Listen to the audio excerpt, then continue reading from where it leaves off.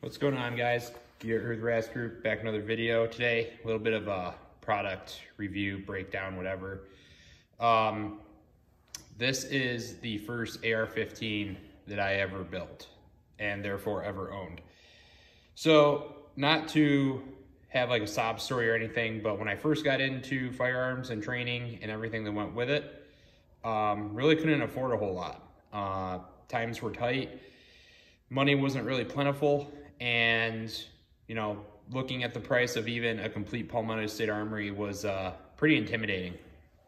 So I opted to go the building route. I like the idea of being able to piece things together and kind of complete things as I, as money came by.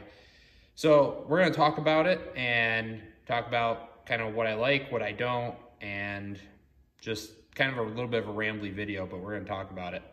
So starting butt to tip, I have a Magpul Mo commercial spec stock.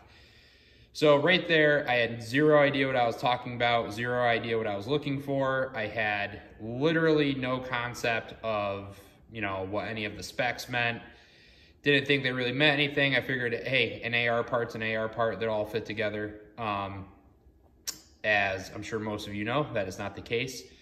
So I ended up getting that stock from a buddy, and I didn't really pay anything for it. And he wasn't sure when I asked him kind of what the spec was or anything like that, because somebody gave me a mil-spec buffer tube and that didn't fit, and I wondered why. I ended up giving it back to him, and through the course of some research after I was given the stock, I figured out, oh shit, this is probably commercial. So I went over to Brownells. I picked up I can't remember the brand. I don't even know if it's still on there, but it was on sale. A commercial buffer tube, and then a Brownells carbine buffer and spring. And I was happy. The Castle Nut is an Ergo Grips. I think I got it with the rest of the stuff from Brownells for like, I don't know, $5 or $6. And the QD end plate I got in a Tac Pack subscription box. And my rationale back then was I didn't know much about the preparedness culture. I didn't know what brands were out there, what different items were out there. And I figured a subscription box service or two would be the way to kind of learn what's out there and what's going on. If you guys are doing that, I'm going to tell you right now, save your money. Don't do it. You can watch any of the product review kind of box unboxings or whatever the fuck they are. You can watch that for free on YouTube and learn about different brands and pieces of kit and stuff like that. Don't waste your money, guys. Seeing what I've seen now, being around this industry for, let's see, probably 5, 6-ish years now. It's all the same stuff and all the same companies, and unless you're somebody that already has like established systems, a lot of it isn't going to help you. So that's, as far as the stock kit, that's what we went with. The sling also came out of a Tac Pack. It's made by a company called War Machine. Machine is spelled without the E.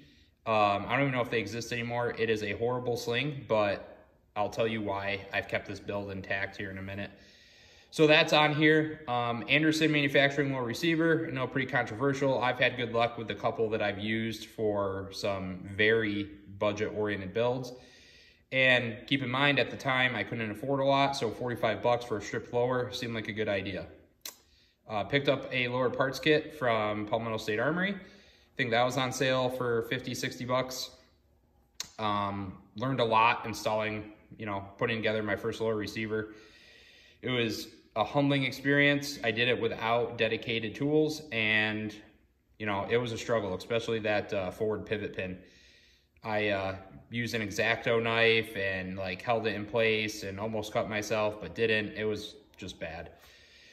HexMag grip, that came in a Tac Pack as well. I bought the little rubber stick-on like Talon grip things to put on there afterwards. They don't do anything. They didn't make a lick of difference, so save your money there if you are interested in a HexMag grip. The grip's been fine, but don't waste your money.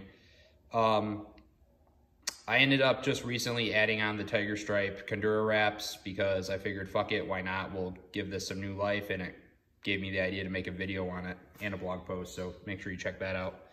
Upper receiver, I got a stripped Brownells upper.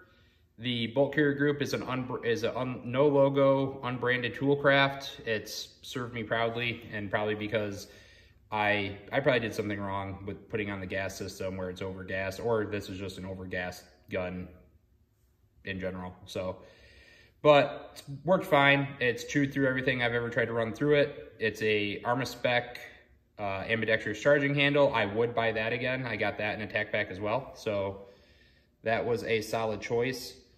Magpul MBEST sights. I think somebody gave me those. Tack pack branded handguard that came with the barrel nut and the gas tube and the gas block in the QD socket that's on the other side of that gun. I'll flip it over in a second.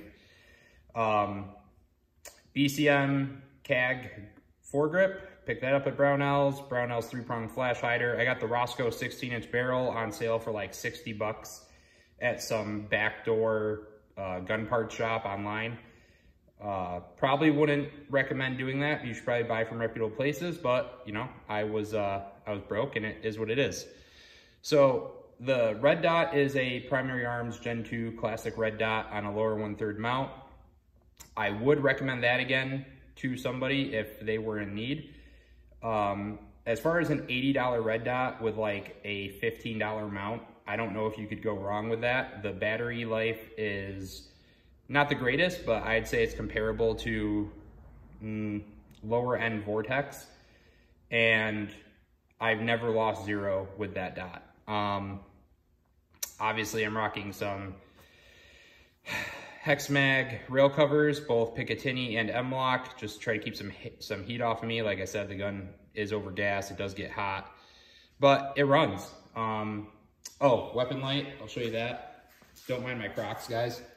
So, weapon light is an Inforce WML, mounted on a M-LOK Picatinny rail section. I can reach it with both hands. It's a little bit of a strain. Knowing what I know now, I'd set it up in a more ambidextrous fashion, but it works. You know, I trained with this gun for quite a long time before I was able to buy more rifles, even buy a complete rifle, not even like super nice ones. This gun has, I don't even know how many rounds through it. I used it, friends have used it. Friends have learned on it, I learned on it. Oh, I forgot to say, like, there is a Magpul bad lever under there too. I picked that up at some point in time, and it served me proudly. So, I know this is kind of a rambly video, and you guys probably don't really give a shit, but this is just a reminder that you don't need to have a super extensive budget to get your foot in the door, right? Is this gun a dream to shoot? No. Would I go out and run it if I had no other option? Absolutely, because it runs. I've trained on it. I learned how to reload on this thing. I learned high readies, low readies, stock over shoulder presentations. I learned a lot with this like $450 to $500 rifle. You know, I don't regret it. I think everybody has a starting point, and I'm glad that I've kept this build intact and I haven't parted it out to, you know, do other projects. It's just my first rifle. If you guys have any questions or comments, throw them down below.